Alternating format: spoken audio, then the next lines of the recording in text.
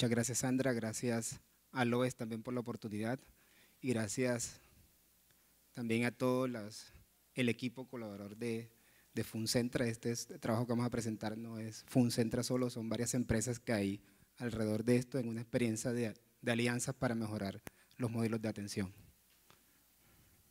Esa no es.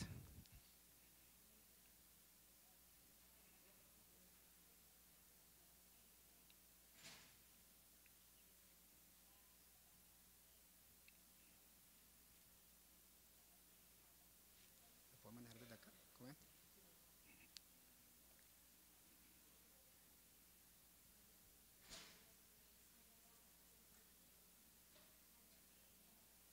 No.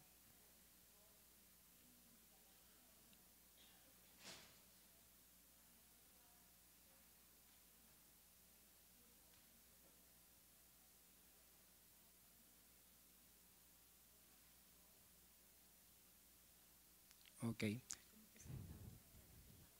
Ok, listo.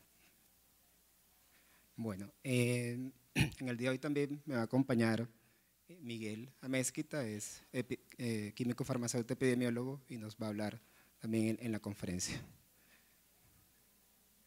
Y vamos a empezar por esta diapositiva que es de la Federación Internacional de Diabetes, en el cual creo que muchos de los que están acá ya saben el problema grave que hay con la prevalencia de diabetes y la incidencia que hay para los próximos 30 años. Y actualmente tenemos 415 millones de pacientes con diabetes, pero lo peor es que la mitad de ellos están todavía sin diagnóstico.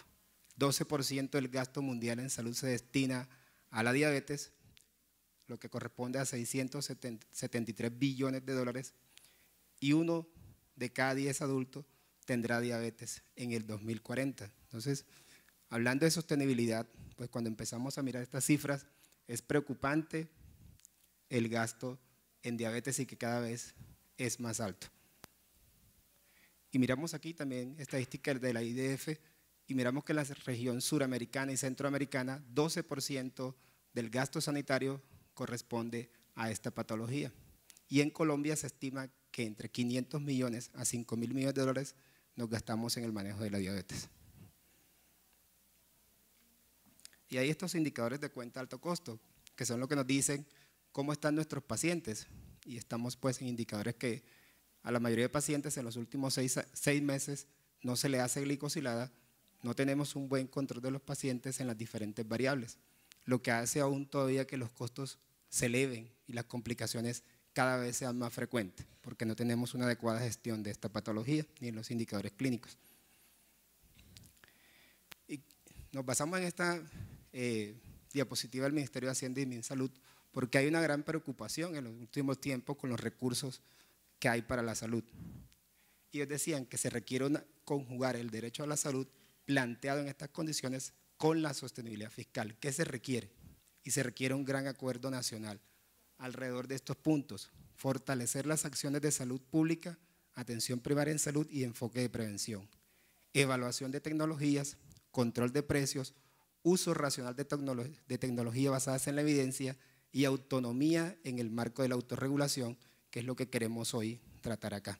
Y cómo a través de nuestra experiencia podemos aportar algo a la sostenibilidad del sistema. Y vamos a hablar de esto, de la gestión de la salud versus gestión de la enfermedad y la historia natural de la diabetes, porque a veces no conocemos cuál es la historia y la evolución de la diabetes. Y a partir de ahí empezamos con la mala gestión de la enfermedad. Y sabemos que para que un paciente tenga diabetes tiene que tener una genética, tiene que tener malos hábitos nutricionales, obesidad, sedentarismo, que lleva a resistencia a la insulina y alteración de todo este perfil lipídico y posteriormente evoluciona a prediabetes.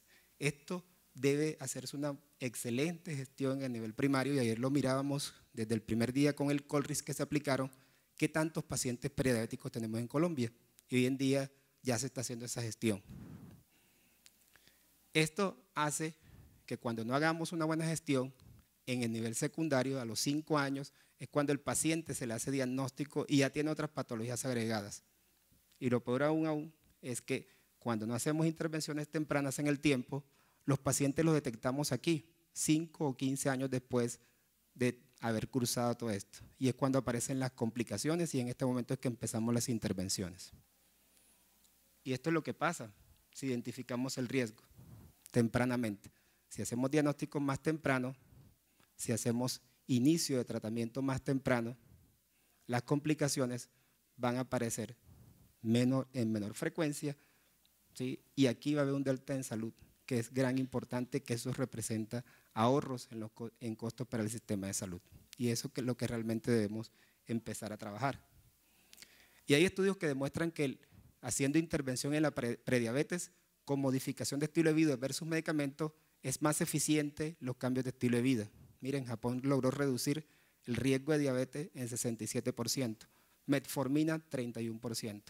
Y estos fueron los únicos medicamentos que superaron de pronto a los cambios de estilo de vida, pero no están en el mercado por los eventos adversos. Entonces es mejor invertir en promoción y prevención que realmente en el tratamiento de la patología. Y también tenemos estos aprendizajes de los grandes estudios. Cuando UKPDS y Steno hicieron intervención en los pacientes de reciente diagnóstico con estas terapias, metformina, sulfonilureas, insulina, estatinas, miren que disminuyeron los desenlaces cardiovasculares en 59% y los microvasculares en un 40%. Lo mismo sucedió en el UKPDS. Pero cuando quisieron coger los pacientes que tienen más tiempo de evolución, 8, 10 años, 12 años, intensificar la terapia para llevarlo a estas metas de control, los pacientes aumentaron la mortalidad. Entonces, la evidencia nos está diciendo que tenemos que hacer intervenciones tempranas y que son las más costo efectivas. Si ustedes ven acá, la mayoría están con las terapias básicas, no se han escalonado a las terapias más complejas ni a los combos. Y eso también nos dice la evidencia, que por cada 1% de hemoglobina glicosilada que yo reduzco, evito las complicaciones microvasculares en un 37%, el infarto en un 14% y la mortalidad por todas las causas en un 21%. Entonces, cada vez que yo cojo un paciente y le bajo un 1% de hemoglobina glicosilada, estoy haciendo un buen trabajo. Y lo importante es acercarlo a las metas. Y también encontramos con esto, que nos dicen las guías americanas, la guía colombiana, nos dicen que si los pacientes no entran en metas de control, debemos escalonar el tratamiento cada 3 meses.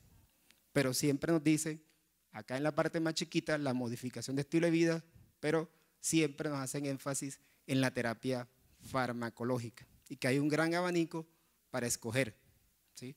Esto ha hecho que la presión tecnológica también se dé sobre los prestadores y empecemos de una forma a veces indiscriminada a utilizar todo tipo de tecnologías en los pacientes, y la evidencia nos está diciendo que entre más temprano utilicemos terapias básicas y se logra la disminución de la mortalidad, ¿sí? Entonces es ahí cuando empezamos a trabajar también en que cómo escalonar realmente individualizando a cada paciente, y es lo más difícil porque nuestros médicos generales, que son los que tienen la mayoría de los pacientes, no tienen ese grado de formación para individualizar la terapia y tienden a generalizar, ¿sí? Pero también nos encontramos con esto, artículo de mayo 2017.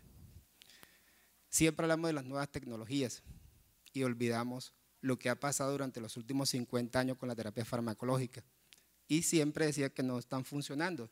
Y hoy, miren, en mayo de 2017, medicamentos antiguos obsoletos o medicamentos nuevos totalmente innovador. Y este artículo nos dice, porque hoy en día las sulfonilureas pues están casi fuera del tratamiento de la diabetes, y este artículo nos trae este año que dice que si son peligrosas o fueron falsamente acusadas, porque realmente con este metaanálisis se demostró que no aumentaron tanto la mortalidad cardiovascular y que su efecto fue casi que neutro. No estamos hablando de glibencamida, que está acá en el post, hablamos de glimepirida y glicacida, pero que hay armas todavía antiguas que pueden funcionar, ¿sí?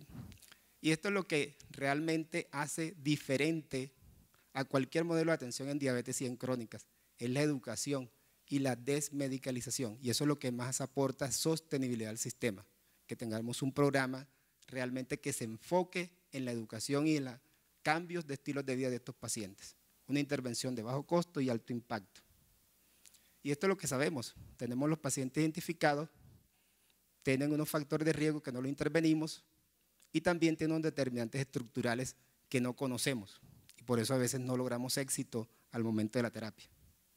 Y ese póster lo presentamos el año pasado al LOES, ¿Cuáles eran esos factores asociados a reducción de hemoglobina glicosilada diferente al medicamento?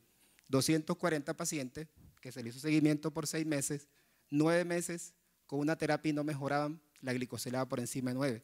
Se le aplicó encuesta estructurada de adherencia y autocuidado y los pacientes lograron reducción del 2.3% de hemoglobina glicosilada, con intervención de educación dirigida por enfermeras y nutricionistas educadoras en diabetes.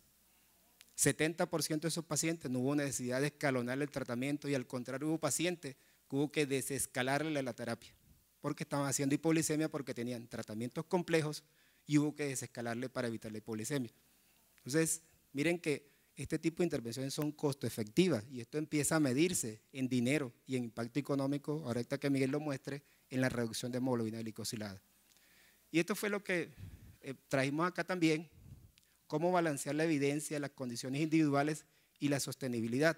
Y básicamente construimos este algoritmo que parece complejo, pero que realmente no es tan complejo si educamos a los médicos en este algoritmo, y es que realmente los pacientes tienen condiciones individuales en las cuales hace que sea beneficiario de una terapia y sea mejor que la otra. Entonces lo que hicimos fue ubicar pacientes de acuerdo a su condición clínica y varias variables clínicas a qué brazo de terapia se iba a ir. Y a esto se le pone costo.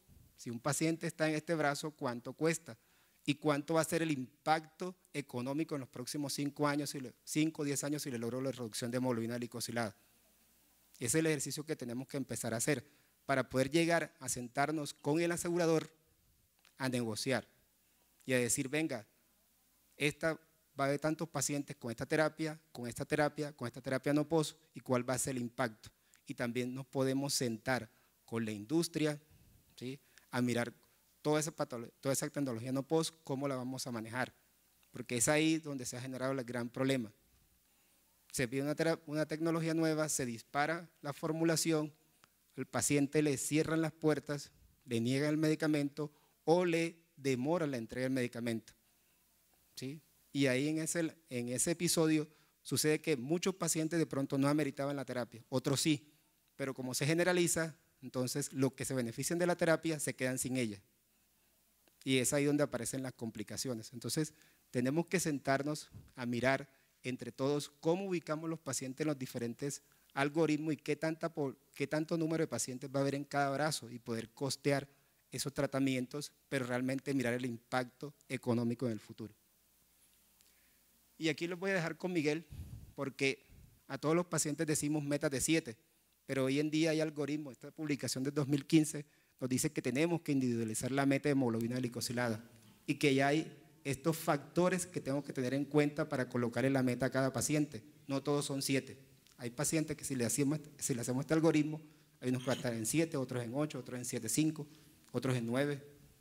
Entonces, esto también es importante y a la luz de lo que va a presentar Miguel ahorita, cómo las nuevas tecnologías nos ayudan a mejorar la individualización de la terapia, pero también a diferentes algoritmos para mejores tomas de decisiones, tanto clínicas como administrativas, que es lo ideal en el manejo de la gestión de esta patología.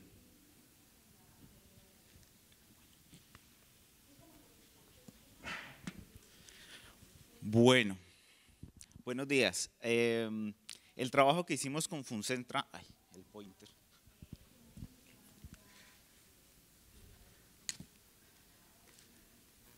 Dentro del trabajo que hicimos con Funcentra y en el marco de la sostenibilidad que queremos para el sistema, traemos acá un cubo que es algo famoso o reconocido, en donde tenemos las coberturas que podemos tener en nuestro sistema en función de los recursos disponibles. Y si podemos poner un cubo, digamos, de 3 dimensiones, tendríamos acá en este eje la población, es decir, quiénes están cubiertos, en la profundidad tendríamos los servicios y en la altura los gastos directos. Nosotros, en la medida que podamos estirar esos recursos que están representados por digamos, el segmento azul, vamos a lograr estirarlos, digamos, para cubrir o más población o dar más servicios, pero de alguna manera el bloque azul representa son los servicios o los recursos mejor limitados que podemos tener, y en la medida que aumentemos o cobertura o mejoremos la calidad y el acceso a los servicios, y tengamos, digamos, la eficiencia en el uso del recurso, vamos a tener más pacientes que se puedan atender con unos mayores servicios. Pero cuando comenzamos a tener un escenario adverso, digámoslo así, en donde podemos tener problemas de recursos cada vez más limitados, tecnologías que cada vez son más costosas frente a las ya existentes, debemos comenzar a hablar de la disponibilidad a pagar y el sistema que tanto está dispuesto a pagar y sobre todo en términos de la eficiencia. Y para eso, con Funcentra hicimos unos análisis, digamos, sencillos. Este que estamos mostrando acá relaciona los esquemas terapéuticos que tenemos aquí en este lado, los diferentes esquemas terapéuticos, en función del desempeño que lograban para la hemoglobina glicosilada. Tenemos diferentes esquemas en los pacientes que los están alcanzando y algo que tenemos acá que es bastante llamativo, que es el costo promedio por paciente mes.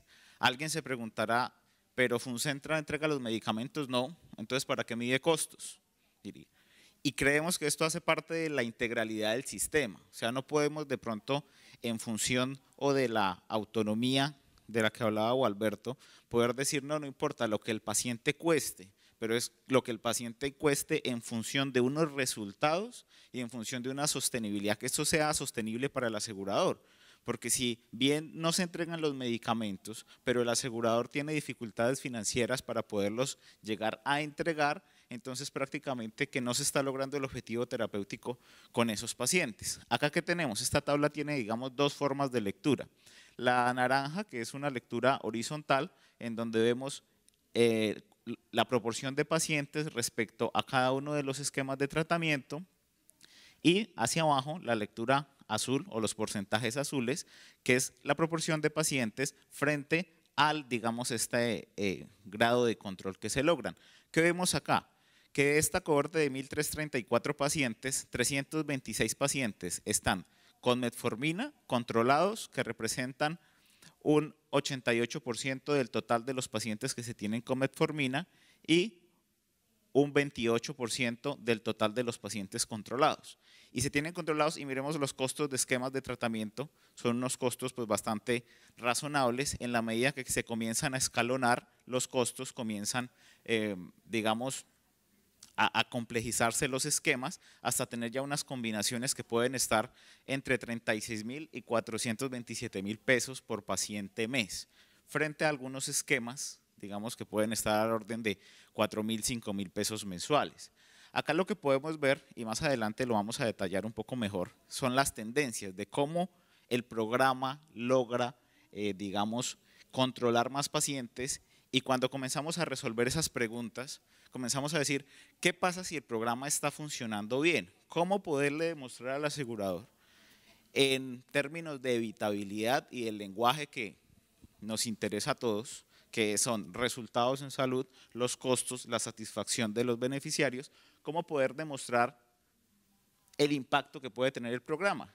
Y para una cohorte de 1.498 pacientes, donde los criterios de exclusión fueron que fuera una cohorte estable, que el tratamiento farmacológico fuera el mismo, que no hubiera cambiado y que existieran los registros de hemoglobina glicosilada, comparamos en el mes 0 y en el mes 12 cuál era ese cambio. Y para esos 1.498 pacientes nos dio que la reducción de hemoglobina glicosilada fue de menos 2.159 veces un 1% negativo, ¿sí? Y relacionando esta evidencia o relacionando estos resultados mejor con la investigación o con la literatura de más fuerza que tiene, que es UKPDS, y conjugándola con literatura también local de los costos de estudios en diabetes, es donde podríamos decir esa reducción en cuántos eventos se representaría. E hicimos un ejercicio relativamente sencillo pero sensibilizante, y es donde podemos decir, mira, ¿cuántos eventos micro y macrovasculares en razón o en función, mejor, de esa evidencia podríamos haber esperado? Alrededor de 76 eventos. ¿Y cuántos eventos se pudieron evitar? Y después de tener calculado los eventos evitados en razón a lo que ya nos dice una evidencia muy robusta, calculemos el costo de esos eventos.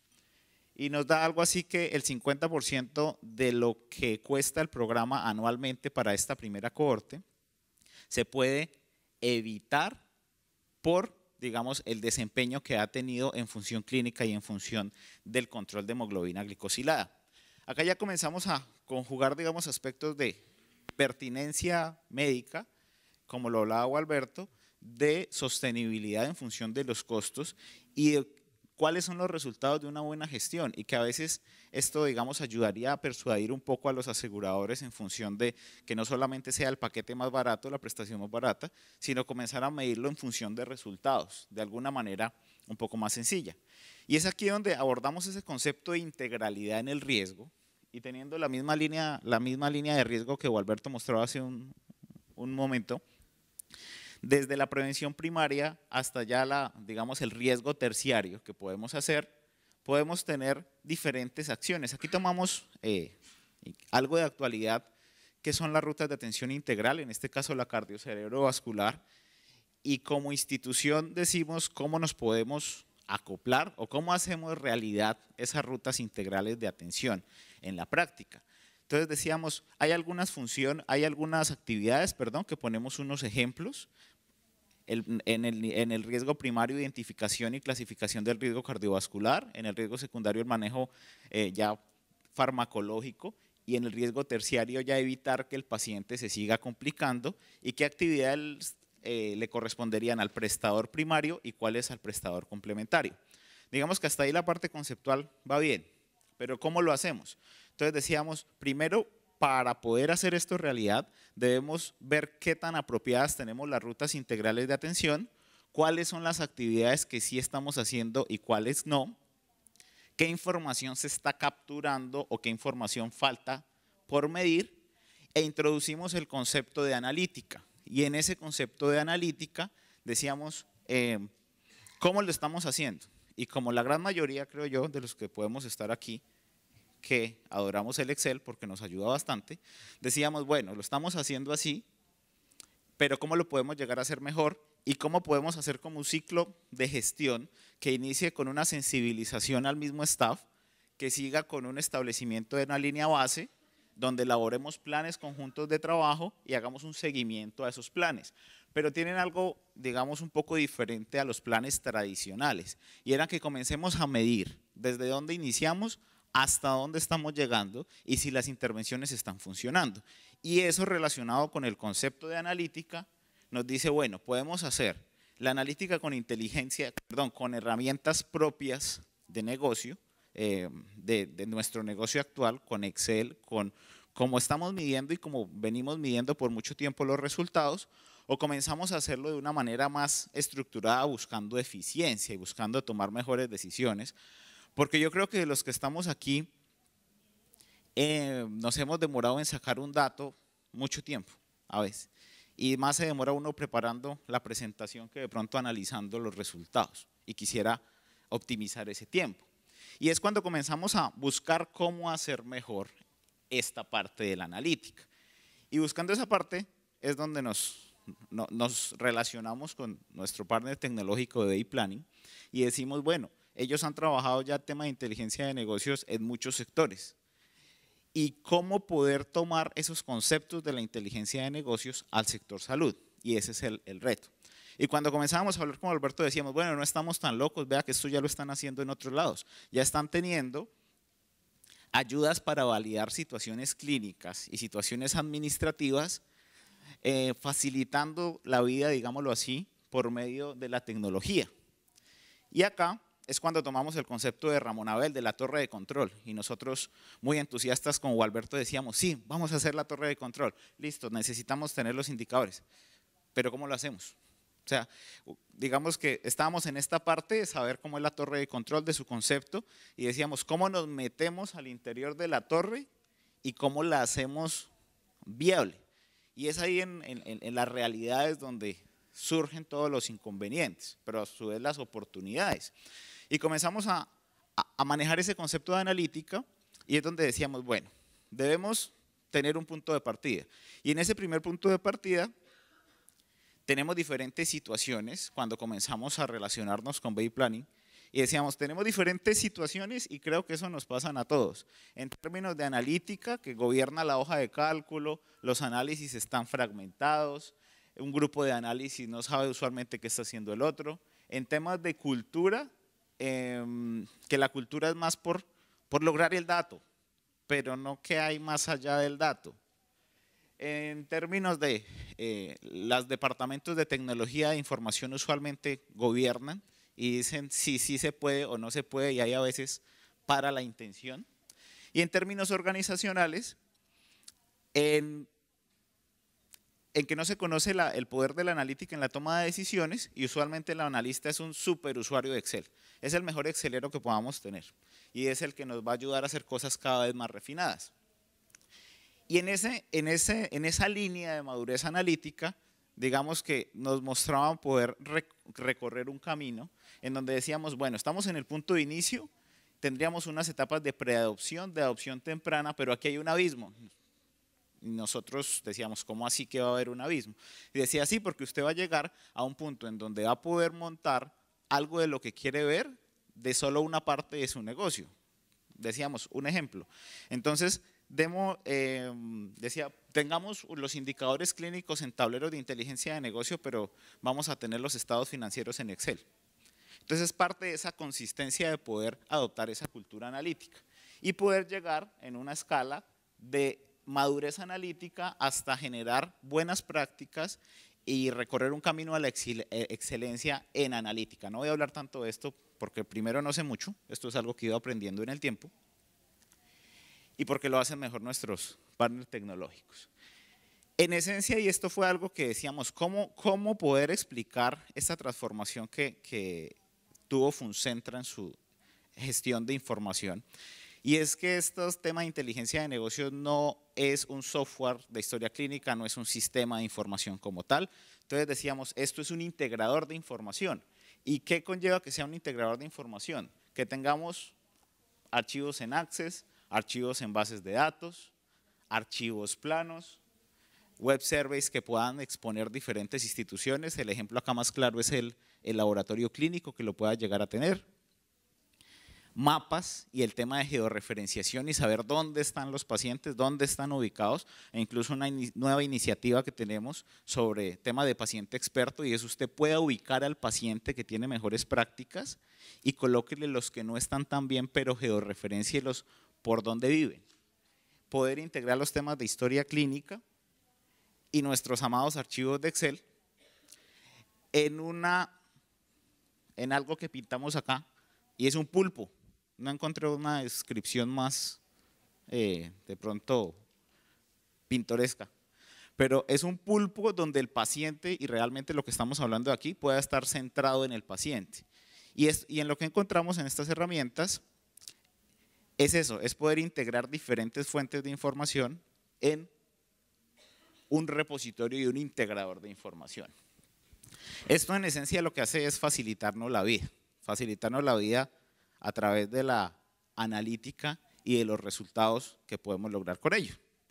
Pero la idea no es traer solamente los slides, acá el PowerPoint para poderlo ver, sino poder hacer el ejercicio de ver en vivo. Entonces, por allá detrás de bambalinas está Javier de nuestro equipo de trabajo, y la idea es poder enseñarle la experiencia desde la práctica y que ustedes puedan ver cómo ha sido esta transformación en esta historia, pero también nos llevemos a algo más dinámico.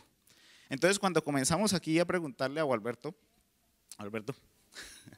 comenzamos a preguntarle a Alberto, ¿usted qué quiere ver? ¿Usted como clínico qué quiere ver? Entonces, Javi, nos devolvemos a control clínico, por favor. Entonces, decía, bueno, yo quiero tener una primera pantallazo donde pueda ver qué tan bien controlada está mi población. Más para atrás. O un poco más. Otro. Un clic más.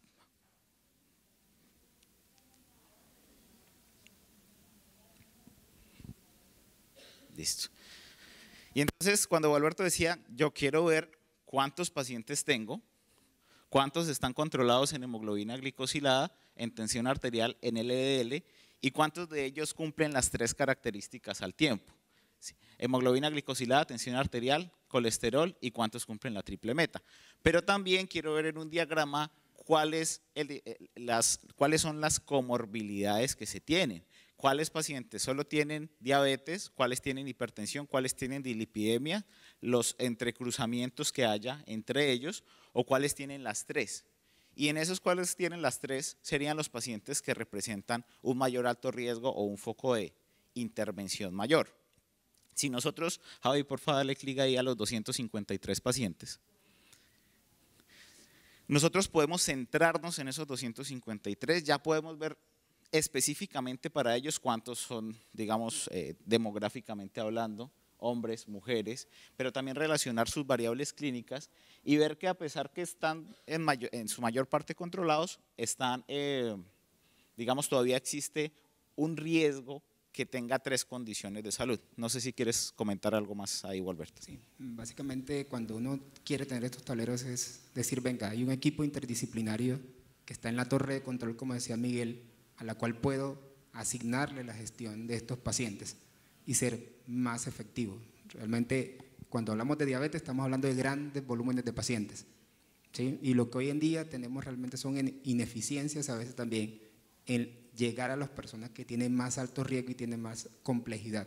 Entonces, lo que buscamos con esto es que simplemente ese grupo de educadoras en diabetes, en su torre de control, puedan ubicar a esos pacientes y georreferenciarlo y hacerle gestión de casos de enfermería, aplicar las herramientas que le hablé de evaluación de autocuidado y adherencia y meterlos en metas de control, ¿sí? Porque eso es lo que más impacta. Y a veces estas enfermeras no tienen la información, no saben a quién gestionar ni para dónde están yendo sus pacientes. Eso también nos permite realizar una mejor gestión y una eficiencia máxima en el trabajo de ellas. Listo. Javier, avancemos a control terapéutico, por favor. No, un poquito más atrás. Atrás, ahí sí. Listo. Entonces ya comenzando a desagregar un poquito más la información, se quería ver, quitemos el filtro por favor, queríamos ver, bueno, el diagrama de comorbilidades, pero también con qué están tratados y poder relacionar estas variables. Y poder decir, bueno, estos 253, ya que todavía está el filtro, ¿con qué están tratados? O con hipoglicemiantes orales, o solamente con insulina, o solamente con GLP-1, o cualquiera de esas combinaciones. ¿Y cuáles son los esquemas de tratamiento que estemos? Quita el filtro, Javi, por favor. Listo. Y poder calcular el índice de insulinización general, viendo que puede haber una distribución por municipios donde tienen mayor porcentaje de insulinización a municipios donde pueden incluso no tenerlo, relacionarlo con las variables demográficas y ver por municipio qué tanto porcentaje de los pacientes están controlados. ¿A qué puede obedecer el tema de los cambios de insulinización, Alberto? Ok, listo. Uno cuando ve esto en una pantalla, uno dice, bueno, tengo ese índice de insulinización en los pacientes, de pronto estoy dentro del rango internacional, donde se dice que más o menos el 30% de la población está con insulina, no me estoy desviando generalmente de ese estándar internacional, ¿sí? Pero que también lo que más preocupa a nivel mundial es que los pacientes con insulina no estén controlados. Las estadísticas dicen que casi más del 50%, 60% de los pacientes con insulina no logran metas de control. Pero miren que cuando vemos este tablero, la mayoría de pacientes logran metas de control de glicosilada. Y nos queda un porcentaje pequeño, que son los que ustedes ven en rojo y en amarillo, que es ahí donde la enfermera empieza en la torre de control a hacerle seguimiento a estos pacientes. Y hay un programa de titulación de insulina, que es lo que hace que los pacientes no logren las metas. Si nosotros no contamos con un programa de titulación de insulina, de seguimiento, de escalonamiento en esa insulinización, no vamos a lograr esos resultados. Entonces, queremos es que la enfermera se centre en esos pacientes en amarillo y rojo, desde su torre de control, a enseñarle vía telefónica o presencial, georreferenciarlos si es muy difícil y poderlos ayudar en este proceso. Y cuando miramos ya el tema o la pregunta que nos hacemos usualmente, y es, de todos esos pacientes, ¿con qué tratamiento están? Y es donde podemos tener aquí este tablero que llamamos de control clínico por tecnología farmacéutica, donde sabemos cuáles y cuántos pacientes y cuánto cuestan esos pacientes que están con los diferentes esquemas, y ampliemos la gráfica de dispersión, por favor, Javi. Y podemos graficarlo en esta nube de puntos. en donde tenemos aquí en el eje Y, tenemos el control por hemoglobina glicosilada y acá esta línea de 7,5 y el rango hasta 9 y cuánto pueden estar costando estos pacientes y lo grande del punto es la concentración de pacientes que hay ahí. Uno, ¿qué es lo que quisiera y pudiera tener? Pacientes que sean, digamos, no tan costosos y estuvieran controlados. Estamos hablando acá de esta zona de abajo.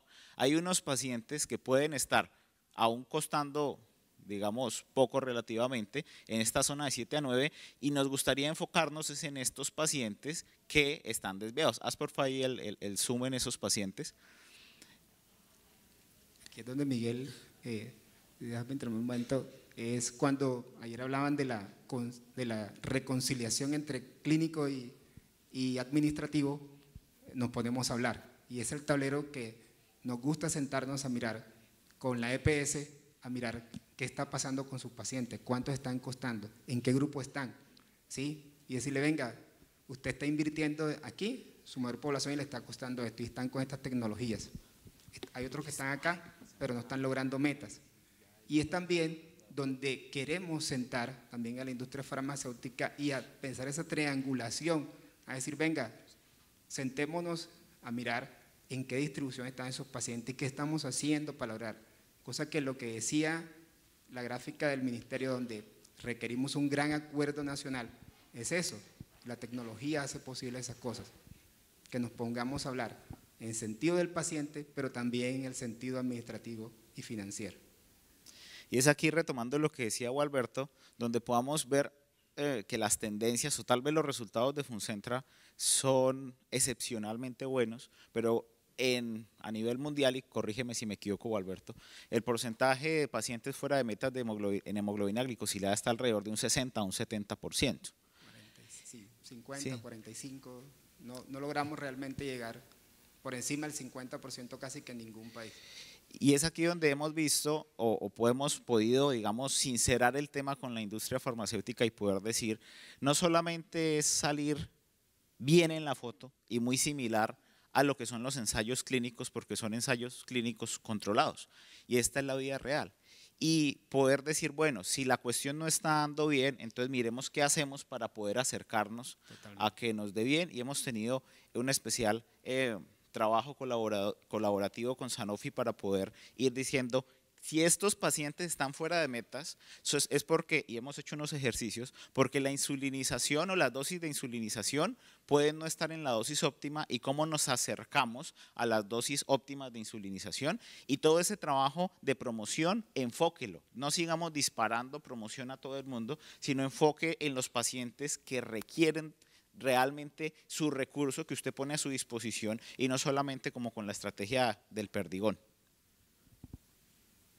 En este tablero lo que tenemos es la continuidad de tratamiento y un tema bastante complejo de analizar son las cohortes. Entonces uno dice, primero me entraron tantos pacientes, pero después fueron creciendo y tengo unos que llevan 1 año, otros que llevan 2 años, otros que llevan 3 años y cómo hago para poderlos analizar. Y en este tablero lo que tratamos de asociar fue la cohorte según el tiempo, con el tema de georreferenciación, aquí está un mapa de Montería, y saber dónde están esos pacientes. Javi, por favor, hagámosle a los que llevan 3 años. Entonces, los pacientes que llevan 3 años, ya sabemos dónde están localizados y sabemos cuál ha sido la evolución en tendencia de hemoglobina glicosilada en el tiempo. Tanto en porcentaje como en número de pacientes. Y acá vemos que los azules son los que tienen menor a 7,5 y los naranjas son los que tienen todavía mayor a 9. Devolvámonos y quitemos ese filtro, porfa. Porque lo interesante, no mentiras, qué pena Javi, mantengamos el filtro de 3 años, ya sabía para dónde ibas, pero… Entonces, podemos ver esto como tendencia en este tablero que llamamos análisis multimeta, pasemos para allá, donde podamos relacionar las tendencias de hemoglobina glicosilada en el tiempo, en número de pacientes, en porcentajes, la tendencia de tensión arterial y de colesterol LDL, o Alberto, que tú me gustaría que comentes acá este tema del logro de las metas de LDL. ¿Podamos ampliar, por favor, Javi, el porcentaje? La de arriba derecha, ampliemos esa.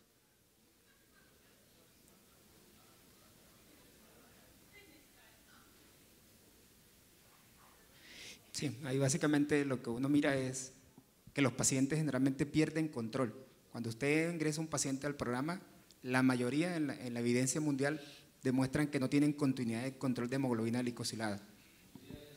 Lo logran y al año siguiente la pierden, otra vez la logran, recaen, y lo que uno quiere mirar es que el comportamiento de esa glicosilada, porque eso es lo que impacta en la disminución de las complicaciones. Si el paciente se mantiene, y el UKPS lo dice, más de 10 años teniendo una buena tendencia en glicosilada, va a tener menos complicaciones. Y es aquí donde nos sirve para hacer intervenciones en momento oportuno, qué hacer, qué terapia tiene y qué va a hacer ese médico o esa enfermera encargada de ese paciente. Eso es uno de los datos más interesantes que cuando empezamos a utilizar estos tableros nos permiten realmente hacer un seguimiento detallado de los pacientes, cómo están, cuánto cuesta, pero venga, en el tiempo cómo se han comportado. Entonces, aquí ya para finalizar, poder mostrar, bueno, cuando podemos comenzar a recolectar ya muchos datos, podemos comenzar a hacer análisis predictivo individualizado o de la misma cohorte, el riesgo de la cohorte, pero también llegar al riesgo del paciente. Digamos, en este caso, lo que quisimos ejemplificar fue el riesgo Framingham en diferentes horizontes temporales de un paciente, de la cohorte en particular o de uno de los pacientes. Y allá, ya que tenemos filtrado al paciente AAA, que por temas de confidencialidad lo anonimizamos, y vemos cuáles son las tendencias que pueden llegar en términos de riesgo, la tendencia basal, y qué pasa si, digamos, cambia o hay un factor de cambio hacia disminuir ese riesgo o hacia aumentarlo. Sí, básicamente acá lo que queremos es cuando un paciente logre modificar uno de los factores de riesgo, hacia dónde se está moviendo, si está disminuyendo, aumentando su factor de riesgo cardiovascular y poder intervenir ese riesgo en específico, si es LDL, si es presión arterial, si es glicosilada o si fuma, ¿sí? Entonces eso nos dice la tendencia de ese paciente y qué intervención específica requiere que hagamos para intervenir ese riesgo. Entonces es muy importante porque ese dato tampoco lo tenemos. Paciente lo metemos en un día y no sabemos qué factor de riesgo fue el que logró meta y cómo cayó. Y si de pronto uno se aumentó, ¿para dónde cogió en los próximos 10 años? Entonces no hacemos intervenciones específicas por eso, porque no somos capaces de tener en la mente, y si lo trata un médico y lo trata el otro y lo trata el otro, peor aún, ¿sí? Entonces con este sistema de información, un médico puede mirar un pantallazo qué ha pasado en los últimos 5 años con ese paciente y cuál factor de riesgo modificó y cuál no. Y eso permite hacer intervenciones más efectivas. Listo. Agradecemos a la Organización para la Excelencia de la Salud por la invitación a presentar esta experiencia práctica de la vida real, a los equipos técnicos de las diferentes compañías que nos integramos para poder lograr de esta manera colaborativa una mejor desempeño de nuestras organizaciones, a los equipos técnicos, y finalmente la reflexión que dejamos es que la tecnología como tal no va a salvar las vidas por sí sola, per se no va a salvar vida. Lo que realmente va a salvar la vida son las decisiones oportunas que puedan tomar los clínicos desde una perspectiva de una buena gestión de información, porque al final de cuentas, Alberto, yo acá con la barriguita que tiene que disminuir y todos los que estamos sentados acá, al final todos somos pacientes de nuestro sistema de salud. Muchas gracias. Muchas gracias.